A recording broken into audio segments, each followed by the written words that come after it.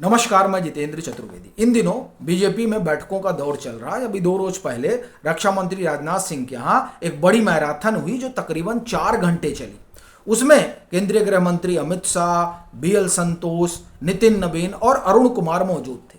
इस बैठक को बड़ा महत्वपूर्ण माना जा रहा है 2 लिहाज से। एक, जो नितिन नवीन की नई टीम बनना है, और दूसरा जो कैबिनेट का रिसफल होना है। ये जो रिसफल वाला मामला है, इस बाबत तकरीबन 20 रोज पहले एक मीटिंग प्रधानमंत्री आवास पर भी हुई थी, जिसमें तमाम कैबिनेट मिनिस्टर भी मौजूद थे और सेक्रेटरी भी वहां थे, सभी आप एक तरह से कहें कि मंत्रालयों के। ये जो बैठक थी, ये वैसे तो परफॉर्मेंस देखना था कि किसने क्या क्या किया है, सबकी फाइल देखी जा रही थी, लेकिन उसके साथ ही साथ फिजिकल फिटनेस भी आंकी जा रही थी, जिसमें बताया जाता है कि एक मंत्री महोदय ऊँघते हुए दिख गए। तो खैर, अब वो ऊँघते हुए दिखे तो उनकी तो विदाई तय मानी ही जा रही है। लेकिन कहना यह है कि 20 रोज पहले जो बैठक हुई थी, वैसी ही बैठक फिर प्रधानमंत्री आवास पर होनी थी, लेकिन चूंकि पीएम को G7 की वजह से जाना पड़ गया, तो इसलिए यह बैठक राजनाथ सिंह के यहां हुई है। और इस बैठक में अमित शाह मोटी फाइल लेकर पहुंचे थे, इसलिए यह आकलन लगाया जा रहा है कि सारी चीजें तय हो चुकी हैं और अब जब प्रधानमंत्री विदेश से आएंगे तो सिर्फ और सिर्फ क्या होगा, धमाका होगा। तो सवाल यह उठता है, क्या तय हुआ है, उसी पर एक एक करके बात करेंगे। और शुरुआत करते हैं मुख्यमंत्रियों से, क्योंकि ये जो रिसफल हो रहा है ना साहब, ये रिसफल सिर्फ कैबिनेट का रिसफल नहीं है, ये रिसफल प्रधानमंत्री कार्यालय का भी है, ये रिसफल राष्ट्रपति भवन का भी है, यानी जो राष्ट्रपति के यहां कामकाज करने वाले लोग हैं, ये रिसफल बीजेपी का भी है। और साथ ही साथ जब बात हम बीजेपी की कर रहे हैं, तो सीधी सी बात है, वो संगठन वाला भी मसला हो जाता है। इस लिहाज से माना जा रहा है और पॉलिटिकल सर्कल में चर्चा है कि 2 राज्यों के मुख्यमंत्रियों की छुट्टी होने जा रही है। और ये जो छुट्टी है, वो हो सकता है मंत्री बनाया जाए, हो सकता है संगठन में भी डाला जाए, लेकिन 2 मुख्यमंत्री तो जा रहे हैं और आप जान रहे हैं कि इनकी चर्चा हो रही है। कहां, या मैं कहूं कि किस राज्य के 2 मुख्यमंत्री हैं, जिसे लेकर आप एक तरह से कहें कि कहा ही जाता है कि ये लोग काम धाम कुछ करते नहीं हैं। तो खैर, वो 2 हैं। इसके अलावा 5 गवर्नर जो है वो वापस बुलाए जा रहे हैं, जिसमें यह कहा जा रहा है कि 2 दक्षिण से आ रहे हैं। अब ये जो 5 गवर्नर आ रहे हैं, इसमें तकरीबन 2-3 को मिनिस्टर भी बनाया जाएगा। तो यह आप एक तरह से समझिए कि एक बड़े उलटफेर की जो है वो तैयारी चल रही है। फिर मंत्रालय वाला अगर आप मसला कहें, तो ये जो धर्मेंद्र प्रधान वाली बात है, धर्मेंद्र प्रधान वाले मसले में कहा जा रहा है कि देखिए क्या है कि अभियान खूब चला है, उस अभियान के मद्देनजर शिक्षा मंत्रालय इनके हाथ से चला जाएगा। यानी अगर मैं ये कहूं कि धर्मेंद्र प्रधान की छुट्टी होगी, तो ये सही शब्द नहीं होगा। ये इसलिए कह रहा हूं क्योंकि मंत्रालय उनका छीना जाएगा, लेकिन इसका मतलब यह नहीं है कि उनको संगठन में भेज दिया जाएगा। उनसे मंत्रालय लिया जाएगा और दूसरा कोई मंत्रालय सौंप दिया जाएगा, लेकिन यह तय है कि शिक्षा मंत्रालय उनके हाथ से जा रहा है। ये जिस तरह की चीजें चल रही हैं, उसको ख्याल में रखते हुए भी हो रहा है। देखिए, युवा आंदोलित हैं, तो अब वो जो युवा है, वो आप एक तरह से कहा जाए कि बीजेपी की जो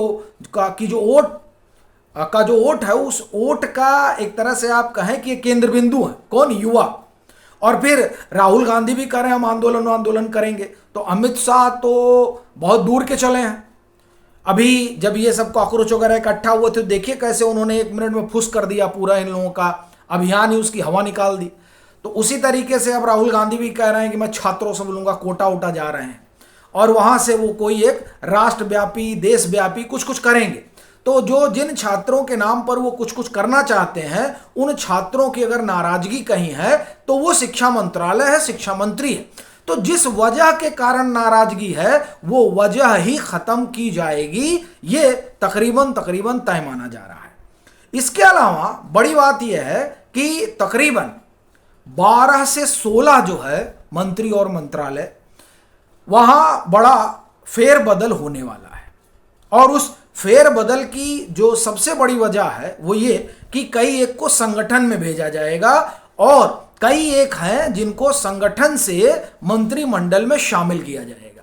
इसके अलावा जो जो आप एक तरह से कहें कि बातें हैं वो ये कि देखिए, अभी तो बाकायदे एनडीए का विस्तार हो रहा है, तो उस विस्तार के मद्देनजर भी कई एक लोगों को, जो गठबंधन के सहयोगी हैं, उनमें कई एक को मंत्री पद दिया जाएगा, जिसमें जो अभी अपनी नई पार्टी आई है, एनडीए का हिस्सा बनी है, nationalist citizen party of India, जिसके पास 22 सांसद बताए जा रहे हैं, जो टीएमसी से बागी हुए थे वो सब जाकर उसमें जो है शामिल हो गए हैं। 22 की संख्या है, लेकिन माना जा रहा है कि अभिषेक बनर्जी को छोड़कर और महुआ मोइत्रा को छोड़ दीजिए तो बाकी सबको कहा जा रहा है कि उसी में जा रहे हैं। माना जा रहा है तकरीबन वो 25 हो जाएंगे। फिर ये जो उद्धव ठाकरे से बागी हुए पड़े हैं उनको भी कहा जा रहा है कि इधर ही आएंगे, यानी एनडीए में ही आएंगे। तो एनडीए में आएंगे तो उन लोगों को भी मंत्री बनाया जाएगा। तो इसलिए जो है ये जो रिसफल है, उस रिसफल का सबसे बड़ा आप देखिए कि एक कारण ये भी माना जा रहा है कि जो नए लोग आ रहे हैं, सहयोगी बन रहे हैं, तो उनको भी कुछ इनाम मिलना चाहिए, वो इतनी बड़ी बगावत कर रहे हैं। फिर कई लोगों को, जैसे पंकज चौधरी को यहाँ बनाया गया उत्तर प्रदेश में, फिर आप देखिए हर्ष मल्होत्रा को दिल्ली में बनाया गया। तो अब दोनों लोग बन चुके हैं, तो अब उनका वहाँ भी कोई और मंत्री रखा जाएगा, चूँकि बीजेपी में एक नेता एक पद की बात चलती है। तो उस लिहाज से 2 ये खाली होंगे और उधर जॉर्ज कुरियन और रवनीत सिंह बिट्टू वाला मसला है वो भी खाली होगा। तो कुल मिलाकर जो रिसफल वाला मसला है वो तेजी से आगे बढ़ रहा है। और ये जो रिसफल है, ये रिसफल आप मान कर चलिए कि पूरी जो सरकार है वो सरकार आपको नए तरीके की दिखनी जा रही है। इसमें जबरदस्त सोशल इंजीनियरिंग आपको दिखेगी। ये जो प्रधानमंत्री करने जा रहे हैं अपनी कैबिनेट का रिसफल। और मजेदार बात यह है कि ये रिसफल सिर्फ इस बात तक सीमित नहीं रहेगा कि मंत्रिमंडल में ही आप सोशल इंजीनियरिंग देखेंगे, आप बीजेपी के संगठन में भी सोशल इंजीनियरिंग देखेंगे कि किस तरह से ख्याल रखा जा रहा है उन तमाम बातों का जिसे लेकर बीजेपी कहती रही है और आगे बढ़ती रही है। इस लिहाज से जो अगर आप देखें तो ये जो फेरबदल है, ये फेरबदल बड़ा व्यापक होने जा रहा है। और ये सिर्फ 2029 के लोकसभा चुनाव के लिहाज से मत देखिएगा, और इसे 2027 में होने वाले विधानसभा चुनाव के लिहाज से भी मत देखिएगा, क्योंकि उस मद्देनजर जिन स्टेट में होना है वहां से कुछ लोगों को शामिल किया जाएगा, इसमें कोई दो राय नहीं है।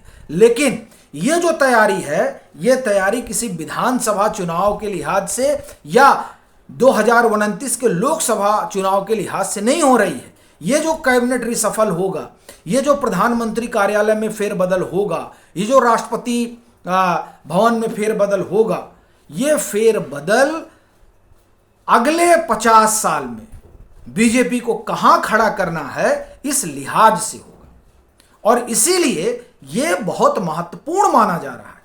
जो राजनाथ सिंह के यहां बैठक हुई, उस बैठक में आप देखिए कि वो जो 4.5 घंटे बैठक चली है, वो बैठक इसी बाबत लंबी चली है कि एक दौर प्रधानमंत्री के साथ बातचीत हो गई, अब जो दूसरे दौर की बातचीत है उस बातचीत में यह तय करना था कि हमें किस तरह से अपने संगठन को 50 साल के लिए तैयार करना है। नितिन नवीन को उसी लिहाज से चुना गया है। नितिन नवीन की टीम उसी लिहाज से बनेगी जो 50 साल आगे का ख्याल रखते हुए आप एक तरह से कहें कि कामकाज करेगी उन मुद्दों के तहत, किन मुद्दों पर हमको चलना है।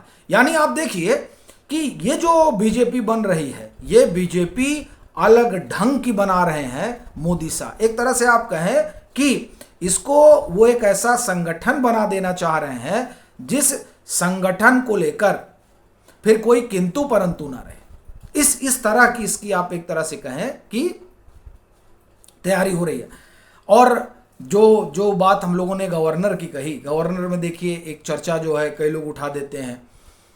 अब उसमें एक नाम मनोज सिन्हा का भी है। तो अब सवाल ये उठता है कि क्या मनोज सिन्हा को वहाँ से लाया जाएगा। मुझे नहीं लगता कि उनको लाया जाएगा। कहाँ से? जम्मू कश्मीर से। देखिए जम्मू कश्मीर में वो आप एक तरह से कहें कि बड़ा भारी काम कर रहे हैं, तो वो जो भारी काम है वो उन्हीं के बस का है। तो कहा जाता है ना आपत्ति समारोह पे, तो उस तरीके का हाल है उनका। तो वो जिस तरीके से वहाँ काम कर रहे हैं, लेकिन वो समस्या ये है कि ये बीजेपी है, बीजेपी में आप कुछ प्रेडिक्ट नहीं कर सकते हैं कि क्या होने जा रहा है।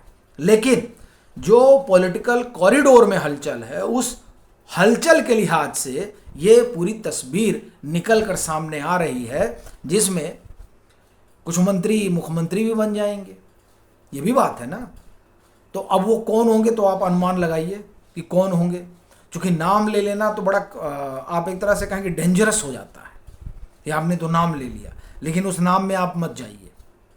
आप अनुमान लगा लीजिए कि किन 2 स्टेट के जाने वाले हैं और किन 2 मंत्रियों को वहां सेट किया जा सकता है। क्योंकि कहा जाता है ना, नाम ले लिए तो उसका पत्ता तो कट गया।